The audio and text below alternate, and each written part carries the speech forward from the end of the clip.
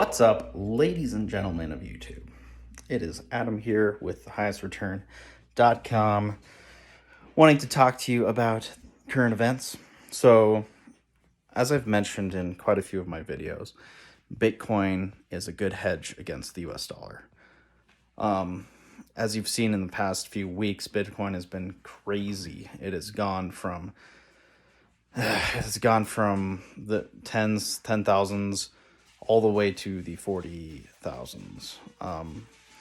And other cryptos have been following, like Litecoin and Ethereum are also making records. But what I'd like to say right now is I think that there is going to be a point in the near future where Bitcoin peaks in the medium term.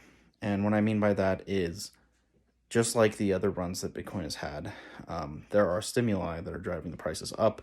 In this case, it is bigger organizations like banks and PayPal and some other companies that are actually getting into Bitcoin and actually allowing Bitcoin to be used as a payment service. So that's really going to be great for Bitcoin because it makes it a more tangible, usable cryptocurrency. However, I would just like to say that it is going to reach a point or a peak, and it is going to fall back.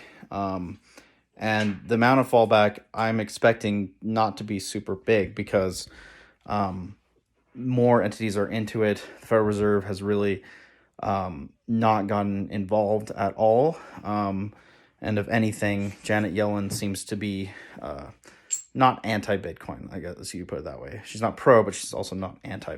And then she's also going to be the chair of the federal, in charge of the Secretary of the Treasury, I guess. I would have to double check.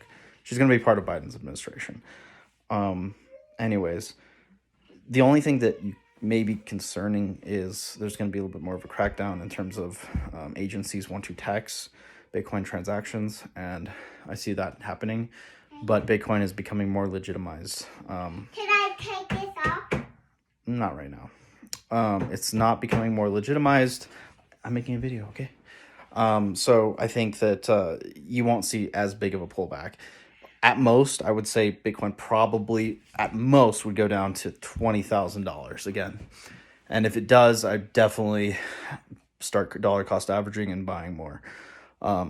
My strategy and tips to you guys is consider Bitcoin, Litecoin, Ethereum. Maybe set up your percentage bucket that you feel comfortable with, but consider it as another currency that you want to convert into as you get each paycheck. If you get paychecks, if you live off rentals, just change some of your rental income into those cryptocurrencies automatically. You can do that in sites like Coinbase. It allows you just to do recurring purchases. So maybe set it up to be the same as your paycheck.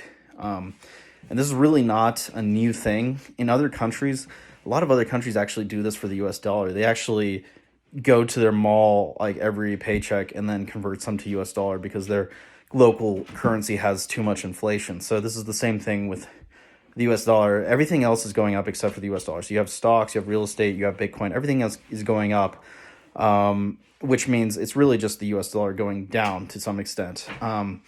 So I would say that would be a good idea to think about doing, just dollar cost averaging. I've mentioned this before, but Bitcoin has a limited supply of 21 million Bitcoin ever.